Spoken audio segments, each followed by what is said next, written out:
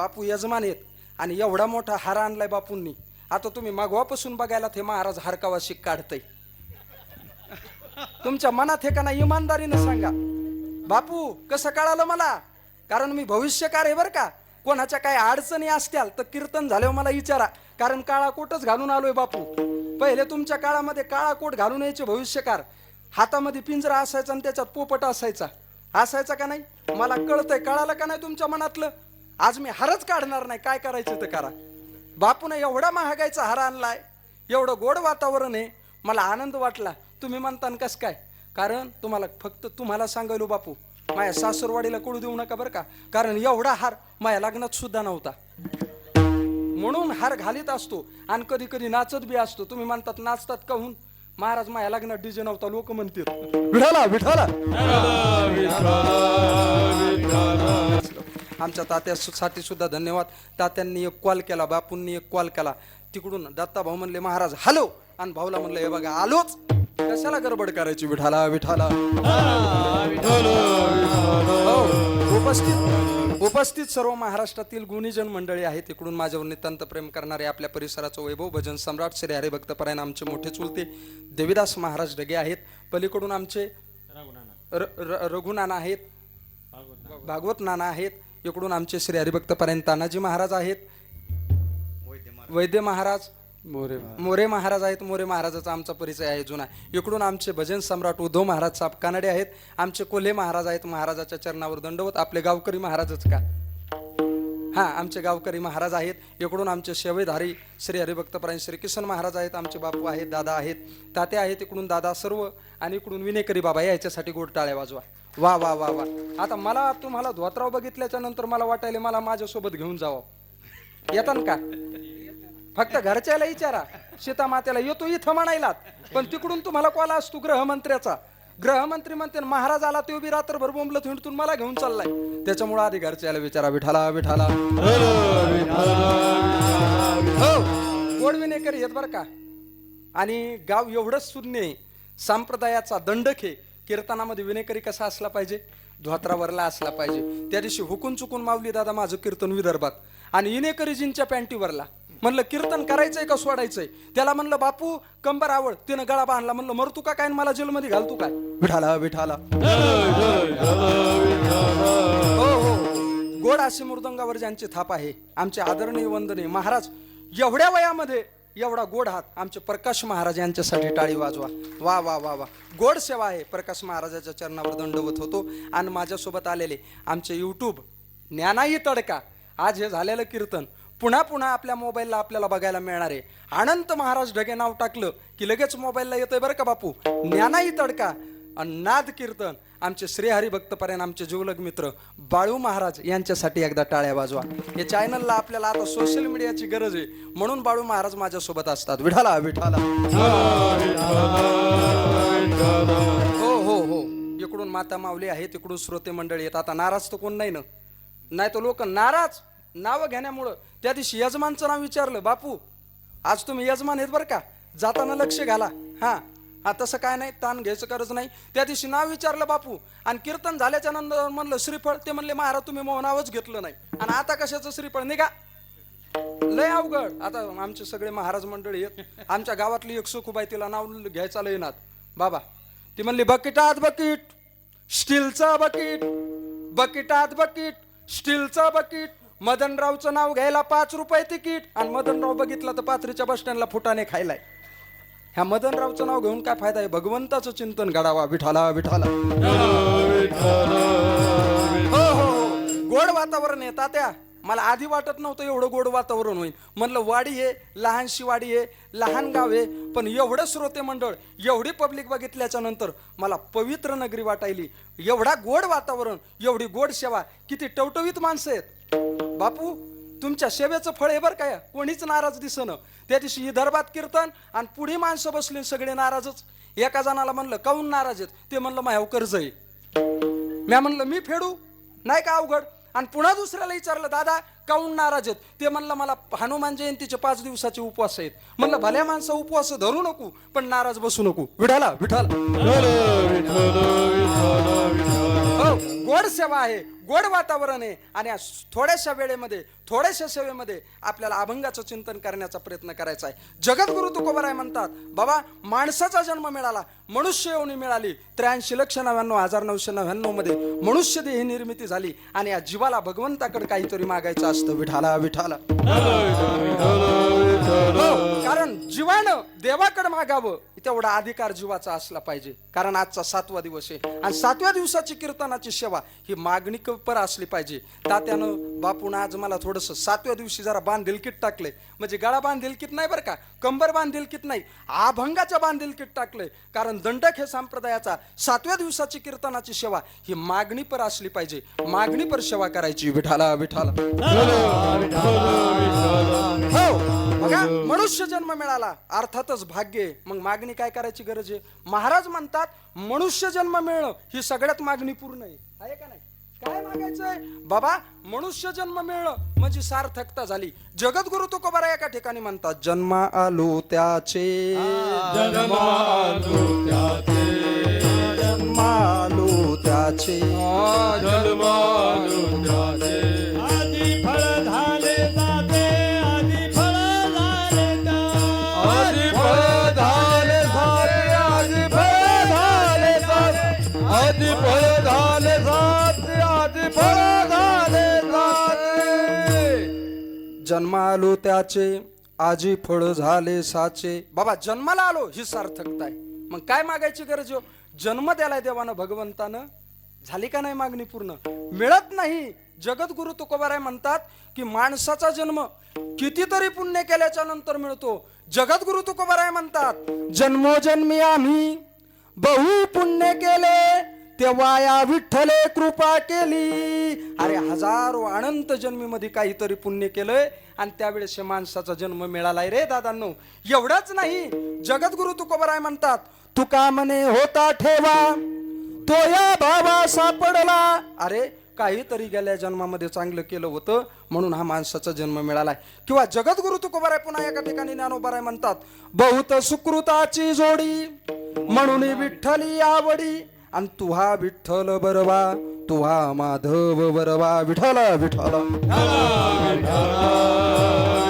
किंबहुना महाराज म्हणतात, हजारो जन्म भोगून आलोत, हजारो येवण्या भोगून आलोत आणि तेव्हा ह्या माणसाचा जन्म मिळाला. एक एक योनी कोटी कोटी फेरा, एक योनी कोटी कोटी फेरा, एक योनी कोटी कोटी फेरा, एक योनी कोटी कोटी फेरा.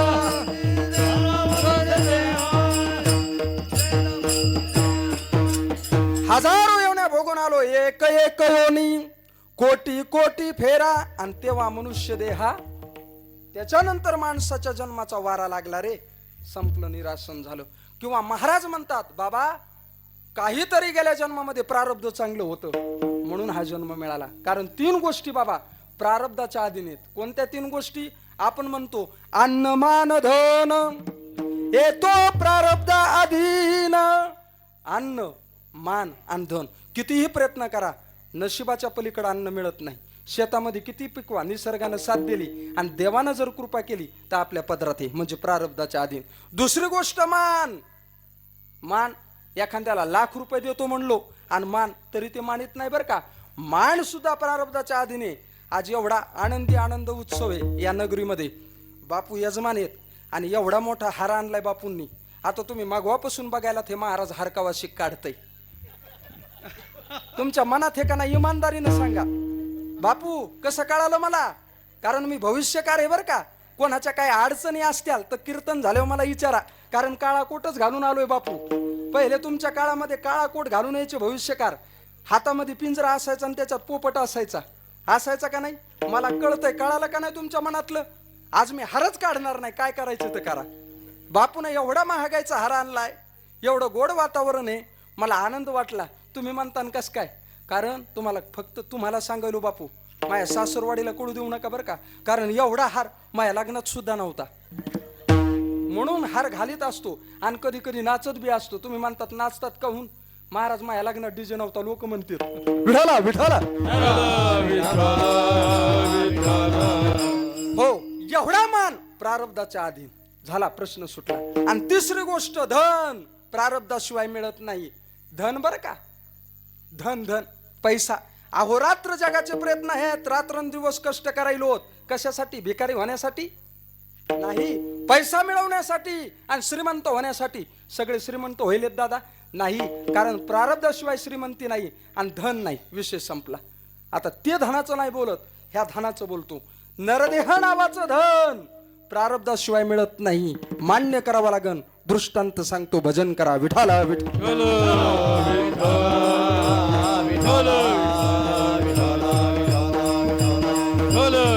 हो, प्रारब्ध शिवाय धनही मिळत नाही. नरदेह. मी पंढरपूरला बोधे बाबाकडे चातुर्मासाला शिकायला होतो, बोधे बाबाकडे. आणि त्यावेळेस आमच्या पाठाला शास्त्रीजी होते. 100 विद्यार्थी पंढरपूरला माझ्यासोबत.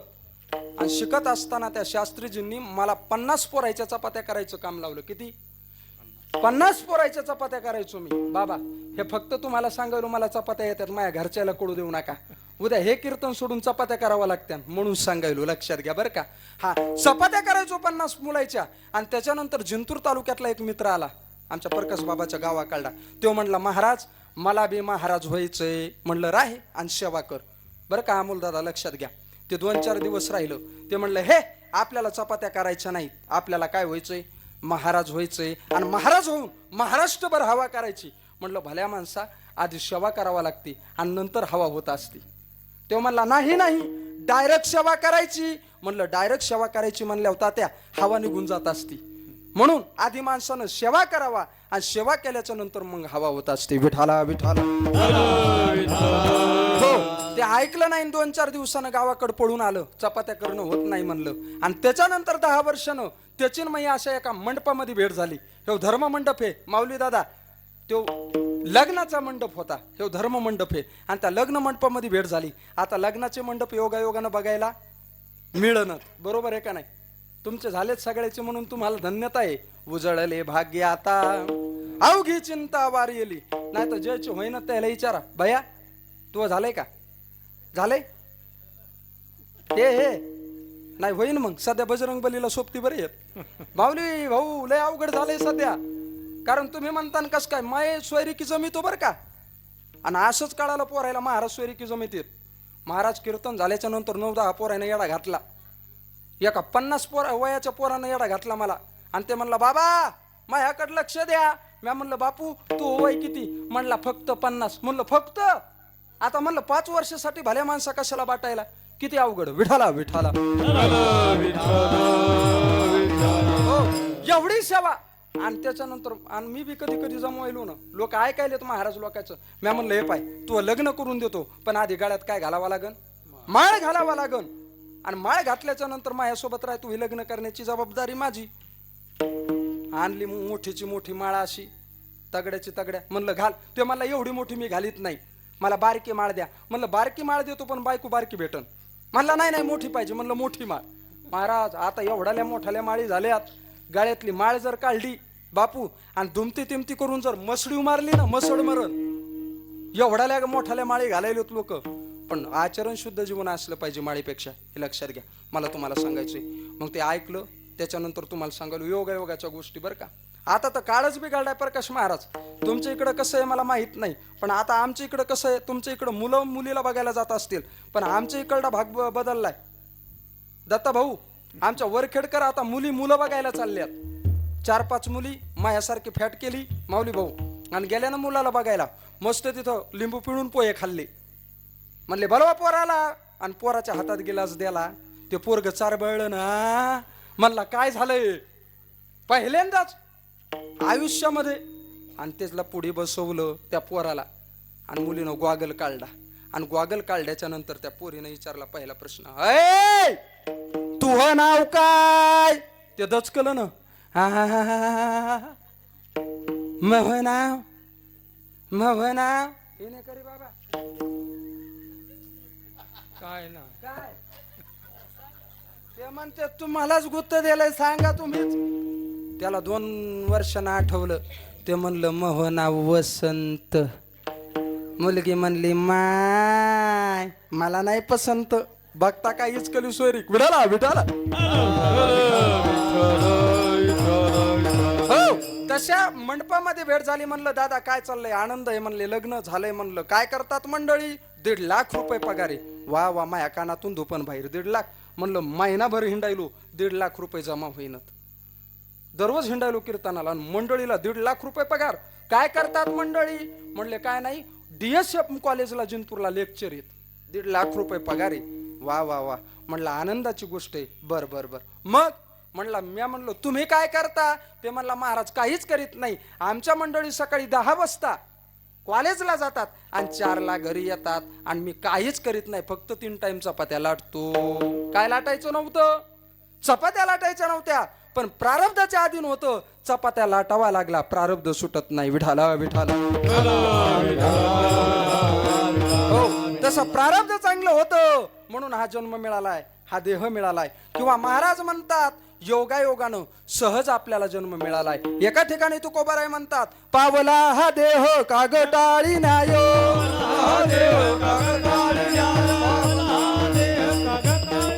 पावला हा देह कागटाळी न्यायो, घडे उपाय घडो आले, घडे उपाय घडो आले, घडे उपाय घडो आले. महाराज म्हणतात योगायोगानं सहज हा जन्म मिळाला. आंधळ्याच्या हातात जसा काय सापडावा, कावळा सापडावा. पावला हा देह कागटाळी न्याय, घडू नये ते उपाय घडू आले. अरे एक राजा होता आणि राजाला रोग झाला. श्रीमंत असो गरीब असो कोणालाही रोग होतो सध्याचा काळी. मागल्या 4 वर्षाखाली एक रोग येऊन गेला. त्या रोगाचं नाव काय बाबा, करुणा. करुणा करुणा नाही, कोरोना. कोरोना नावाचा रोग बरं का. आणि कोरोना रोगामध्ये लाखो लोक मेली. किती लोक मेले, लाखो लोक मेली. आणि लाखो लोक मेल्याच्या नंतर लोक जाळायला आणि पुरायला जागा शिल्लक राहिली नाही. अशा अवस्थेत सुद्धा भगवंतानं जिवंत लोकांच्या आधीमध्ये ठेवलंय. हे भगवंताचे आपल्यावर उपकार आहेत बरं का. बरवे झाले आजीवरी, नाही पडिलो मृत्यूच्या. बरोबर आहे का नाही, देवानं जिवंत ठेवलंय, भगवंताचे उपकार. त्याच्यानंतर पुन्हा एक रोग येऊन गेला. त्या रोगाचं नाव आहे बुरशी जनक नावाचा रोग होता. त्याला इंग्लिश मधून म्हणतात, माऊली दादा माझं काय शिक्षण लय झालेलं नाही, कधी कधी आठवलं तर सांगतो. त्या रोगाचं नाव आहे बघा ओमायक्रोन नावाचा रोग. काय ओमायक्रोन. आमच्या गावातल्या सुखुबाईला त्या रोगाचंच नाव येणं. ती म्हणाली माय आताच नेमका कशाचा तरी करुणा गेलाय आणि कशाचा तरी आमिर खान आलाय. आमिर खान नाही माय, ओमायक्रोन. बाबा एवढाले फार अवघड रोग, पण आपल्याला लक्षात येत नाही. त्या राजाला रोग झाला आणि राजानं वैद्याला जवळ केलं आणि विचारलं महाराज मला वाचायचंय. वैद्यानं सांगितलं याच्यावर उपाय औषध कावळा पकडून आणावा लागेल. राजानं दौंडी दिली. आपल्या नगरीमध्ये जो कोणी राजाला कावळा पकडून देईल, राजा त्याला अर्धी नगरी राज्य देणार आहे. हो,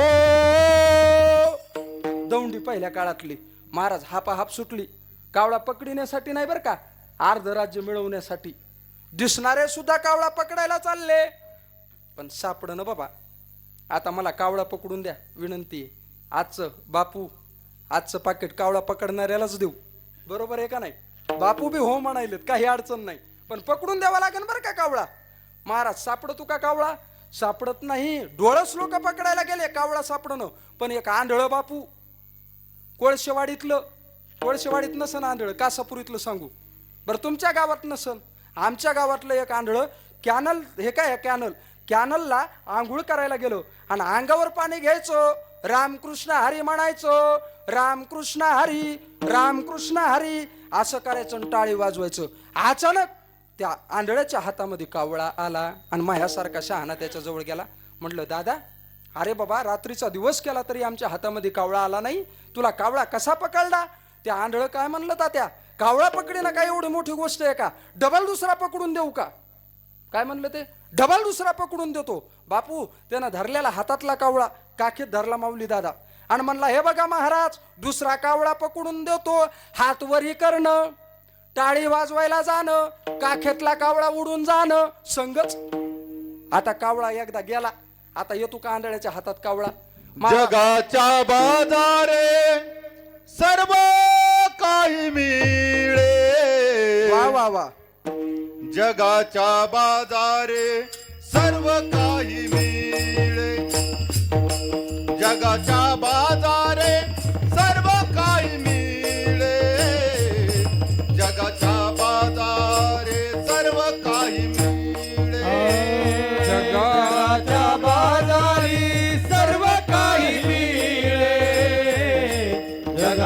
बाजारी सर्व काही मिळे जगाच्या बाजारी सर्व काही मिळे जगाच्या बाजारी सर्व काही मिळे परी हे दुर्लभ नरदेह परी हे दुर्लभ नरदेह परी हे दुर्लभ नरदेह भाग्यवंता घरी भजन पूजन भाग्यवंता घरी भजन पूजन भाग्यवंता घरी भजन पूजन भाग्यवंता घरी भजन पूजन भाग्यवंता घरी भजन पूजन भाग्यवंता घरी भजन पूजन पूजन भाग्यवंता घरी भजन पूजन भाग्यवंता घरी भजन गोड प्रमाण दिलं कोल्हे महाराजांनी. मनुष्य जन्म दुर्लभ सांगितला. वा वा. आणि तो सहज तुम्हा आम्हाला मिळालाय. भाग्य महाराज मिळाला का नाही जन्म? प्रश्न सुटले. बाबा हा मनुष्य जन्म मिळाला, पण महाराज म्हणतात हा जन्म आम्हाला कळाला नाही. 4 प्रकार पडतात बर का विचार सागरामधले. भजन करा सांगतो. विठाला विठाला हो. जन्म मिळाला पण जन्म कळाला नाही 1. जन्म मिळाला नाही पण जन्म कळाला 2. जन्म मिळालाही नाही आणि जन्म कळालाही नाही 3. जन्म मिळालाही आणि जन्म कळालाही 4. पहिला प्रश्न आहे जन्म मिळाला नाही पण जन्म कळाला 1. तुम्ही म्हणता कोणाला? तो तुम्हा आम्हाला. जन्म मिळाला बाबा पण जन्म कळाला नाही. ज्ञानोबराय ज्ञानेश्वरी मध्ये 1 वही खर्च करतात. पाहे पा शरीराची गावा जया लागे आले पांडवा तो कार्यार्थ आघवा सांडोनिया. अरे शरीर नावाच्या गावामध्ये जन्म मिळालाय. पाहे पा शरीराची गावा जन्म मिळाला पण तो आम्हाला कळाला नाही. सुटला प्रश्न. दुसरा प्रश्न आहे जन्म मिळाला नाही पण जन्म कळाला. मनुष्य येऊन पशुची येऊन जेवढ्या येवण्या आहेत तेवढ्या सोडून देव लोकांमधले जे देव आहेत त्यांना अवतार कार्यामध्ये येता आलं पण सामान्य रूपामध्ये येता आलं नाही. म्हणून त्या देवाधिकांना इथं येण्याची इच्छा होती आणि या देहाची किंमत कळती. एका ठिकाणी महाराज म्हणतात स्वर्गीचे अमर इच्छिता ती देवा मृत्यू लोकी व्हावा जन्म आम्हा. किंवा एका ठिकाणी पुन्हा महाराज म्हणतात इहलोकीचा हा देह इहलोकीचा देह इहलोकीचा हा देह इहलोकीचा देव इच्छिताति पाहि देव इच्छिताति पाहि देव इच्छिताति पाहि देव इच्छिताति पाहि देव इच्छिताति पाहि इहलोकीचा देह देव इच्छिताति पाहि जय हो देव. विदिताति पाये देव विदिताति पाये यह लोकीचा देह देव विदिताति पाये देव विदिताति पाये देव विदिताति पाये. महाराज म्हणतात त्या देवाधिकांना इथे येण्याची इच्छा होती पण सामान्य रूपामध्ये येता येत नाही. अवतार कार्य घ्यावा लागतो. कोणाला? भगवंताला. अवताराच्या राशी तो हा उभा विटे अवताराचा राशी तुहा उभा विटेवरी शंख चक्र गदा पद्म सहित हरी शंख चक्र गदा पद्म सहित हरी अवताराचा राशी तुहा उभा विटेवरी शंख चक्र गदा पद्म सहित हरी शंख चक्र गदा सहित हरी. अवताराच्या राशी. महाराज देवाला अवतार कार्यामध्ये यावं लागतं. प्रश्न सुटला. तिसरा प्रकार आहे जन्म मिळालाही नाही आणि जन्म कळालाही नाही. तुम्ही म्हणता कोणाला? मनुष्य येवणी आणि देव येवणी सोडून जेवढ्या लाखो कोटी योण्या आहेत त्या योन्यांना जन्म मिळतही नाही आणि या जन्माची किंमत कळतही नाही. कारण तुम्ही म्हणतान का? कारण त्यांना हे ज्ञानच नाही. कोणतं ज्ञान नाही? अनिक हे ज्ञान नाही कोठे, नाही कोठे. अनिक हे ज्ञान नाही कोठे, नाही कोठे. अनिक हे ज्ञान नाही कोठे, नाही कोठे. अनिक हे ज्ञान नाही कोठे. याच देही घडे देवाचे भजन, याच देही घडे देवाचे भजन, याच देही घडे देवाचे भजन, याच देही घडे देवाचे भजन. अनिक हे ज्ञान नाही कोठे, नाही कोठे. अनिक हे ज्ञान नाही कोठे, नाही कोठे. अनिक हे ज्ञान नाही कोठे, नाही कोठे. अनिक हे ज्ञान नाही कोठे. याच देही घडे देवाचे भजन आणि अनेकही ज्ञान या योनीशिवाय ज्ञान नाही. आणि या योन्यांना कोणत्याच योन्यांना ज्ञान नाही. कारण महाराज पुन्हा एका ठिकाणी म्हणतात पशु पाप पुण्य काय जाणीती. मग आहे का ज्ञान त्यांना? म्हणून जन्म मिळत नाही आणि कळतही नाही. पाप कळत नाही, पुण्य कळत नाही, म्हणून जन्म कळत नाही आणि मिळत नाही. तिसरा प्रकार संपला. आणि चौथा प्रकार आहे जन्म मिळालाही आणि जन्म कळालाही. तुम्ही म्हणता कोणाला? तो जन्म मिळाला आणि कळाला तो म्हणजे आमच्या संतांना. तेची संत, तेची संत, तेची संत, तेची संत, तेची संत, तेची संत, तेची संत, तेची संत. ज्याचा हेत विठ्ठले, ज्याचा हेत विठ्ठले, ज्याचा हेत विठ्ठले, ज्याचा हेत विठ्ठले, ज्याचा हेत विठ्ठले, ज्याचा हेत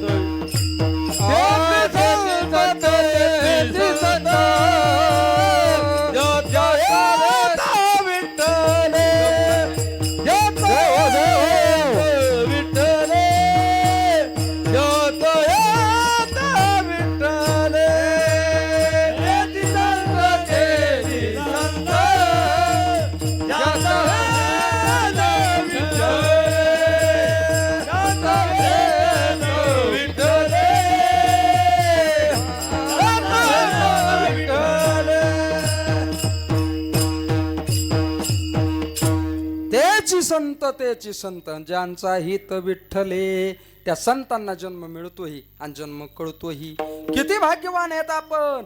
त्या संतांच्या कुळामध्ये, संतांच्या सानिध्यामध्ये आम्हाला जन्म मिळाला. अरे एवढंच नाही, जगद्गुरु तुकोबाराय म्हणतात अरे आपलं किती मोठं भाग्य आहे, आपल्याला या पवित्र देशामध्ये जन्म मिळाला. कोणता देश? भारत देश. भरत जगूया दीपा माझे एक पंढरपूर गाव गाव. जगूया दीप माझे एक पंढरपूर गाव गाव. नगर येथे विठू पाटील त्याचे नाव गाव. धर्माचे नगर देखा विठू पाटील त्याचे नाव गाव. जाऊ तया ताया काही भोजन मागावया गा.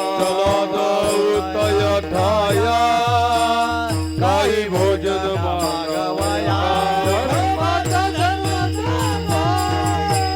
त्याचे चरणी लक्ष लागोगा विठोबाचा धर्म जागो. त्याचे चरणी लक्ष लागो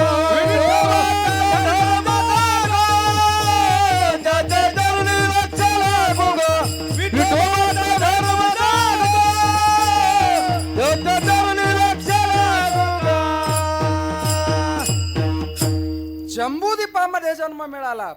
एवढ्या मालकाच्या सानिध्यामध्ये जन्म मिळाला. बाबा परमान बरोबर योग्य, काय अडचण नाही. किंवा महाराज म्हणतात अरे पवित्र देशामध्ये जन्म मिळाला, काहीतरी पुण्य होतं दत्ता भाऊ.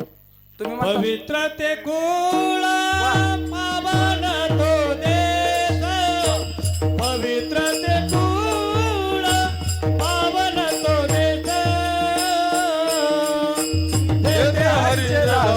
जन्म घेती हरीचे दास जन्म घेती